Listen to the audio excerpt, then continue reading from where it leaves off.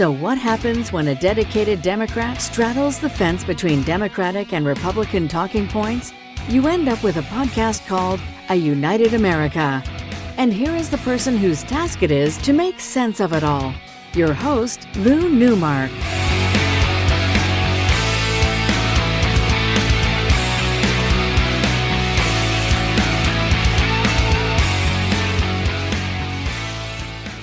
Hello and welcome to episode 3 of A United America.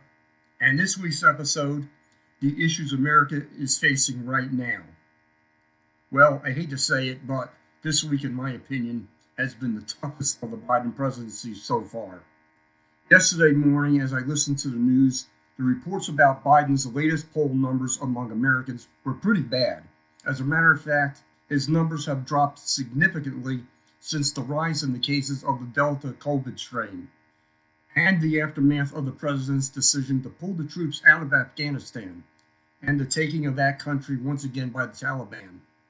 Well, I've decided to begin this episode with what I find to be a very chilling attempt by the GOP to limit the rights of American women all across our country with a new law in Texas signed by their governor, Greg Abbott, and trying to justify this law, which is a clear attack on a woman's right to have an abortion, by making the comment by Abbott that Texas would try to eliminate all rapists from the streets. But the reality with this law is that it's flat out the biggest curb on abortion in the U.S. since they were legalized a half a century ago.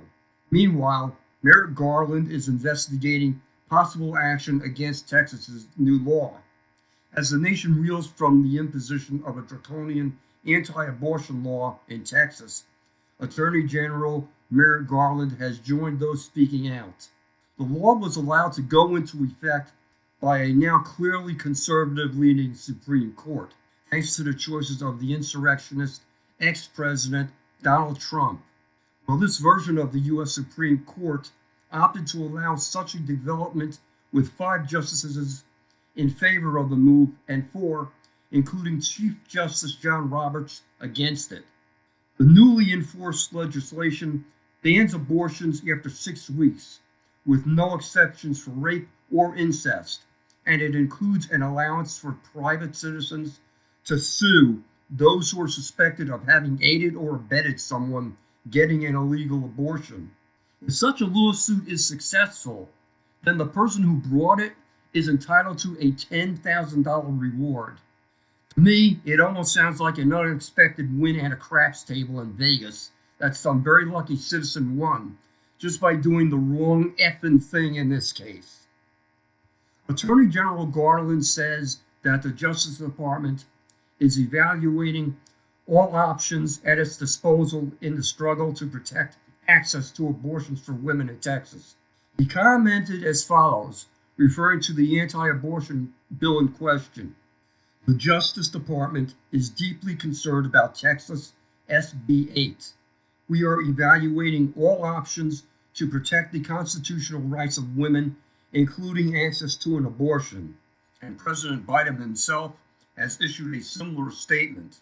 Responding to the Supreme Court's choice, he said he was directing the Gender Policy Council and the White House counsel's office to launch a whole-of-government effort to respond to this decision, looking specifically to the Department of Health and Human Services and the Department of Justice to see what steps the federal government can take to ensure that women in Texas have access to safe and legal abortions as protected by Roe, referring to the provisions allowing for lawsuits from private citizens against those suspected of being involved in illegal abortions. Biden also said that he was directing an examination by authorities of what legal tools we have to insulate women and provide us from the impact of Texas's bizarre scheme of outsourced enforcement to private parties. The next steps on this issue aren't immediately clear, although legal challenges will no doubt continue. The Biden administration has undertaken other actions against Republicans in positions of state-level authority who've essentially abused their power. For instance, the Education Department recently announced civil rights investigations into states where GOP leaders have sought to ban mask mandates in schools. The guiding idea behind these federal investigations is that these anti-mandate policies could constitute discrimination against children who, under certain circumstances, can only safely attend school with a mask mandate in place. The aftermath of Hurricane Ida. At 11:55 a.m. Central CDT time, Sunday, August 29th, Hurricane Ida, which packed a walloping 150 miles per hour, 240-kilometer winds, the fifth strongest to ever hit the U.S. mainland, touched down near Port Fourchon, Louisiana. As of the recording of this podcast, about 430,000 locals were still without power 9 days after Ida. It's going to be difficult. It's going to be a difficult life for quite some time, said one local leader in the greater New Orleans area. About 5,000 National Guard members have been deployed to aid search and rescue. In addition, more than 25,000 workers from around the country have been mobilized to support power restoration in the state, according to CNN. At least one person was dead after a tree fell on their home in Ascension Parish in Louisiana's Baton Rouge area. And later, it had been reported that at least 13 people were killed in the states of Louisiana and Mississippi after the storm first made landfall back on August 29th. State and local officials had conceded that the number would likely grow as search and rescue efforts continued, but argued the city had largely held the line. The systems we depended on to save lives and protect our city did just that, and we are grateful. But there's so much more work to be done, said New Orleans Mayor LaToya Cantrell on Monday. As Ida came into the eastern part of the country, dozens were reported dead in 6 eastern states: Connecticut, Maryland, New Jersey, New York, Pennsylvania, and Virginia, after the storm brought unprecedented rainfall to some areas. The death toll included a state trooper in Connecticut who was swept away as he responded to a missing persons call. There's a lot of damage, and I made clear to the governors that my time at FEMA, the Federal Emergency Management Agency, is on the ground and ready to provide all the assistance that is needed, President Joe Biden said last week of the situation in the Northeast following the storm. The rainfall from Ida broke a record in New York City that had been set just 1 week earlier, something Mayor Bill de Blasio said is the biggest wake-up call we could possibly get. At least 49 storm-related deaths have been reported in the Northeast, including 13 in New York City and 27 in New Jersey. Another 16 people died in the Southeast. The problem with Hurricane Ida is simple.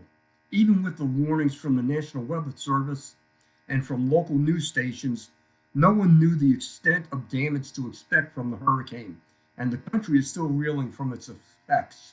And then the president is still dealing with the aftermath of the decision to pull out the troops out of Afghanistan, at the country's governmental collapse and a takeover by the country by the Taliban. In the meantime, Texas Governor Abbott signs another law in his state of Texas, limiting the right to vote as the GOP continues to try to stop registered Democrats by any and all means possible to not be able to vote under the guise of, in their words, trying to make sure that the votes cast in future elections are fair and honest. Now let's be honest and just admit to this. If you're a Republican voter or politician, you're probably happy about this new Texas law. But if you're a Democrat, you're absolutely disgusted by this move, since after all, the recounts of votes in certain states due to the former president's shenanigans and some of his supporters standing tall and helping him perpetuate his lie about the election being fixed, and that he absolutely won the election that he actually lost. As I finish writing this podcast, it's the 20th anniversary of the most horrible day in American history, September 11th, 2001, a terrorist attack that took the lives of almost 3,000 Americans, carried out by 19 militants associated with Islamic extremist group Al-Qaeda.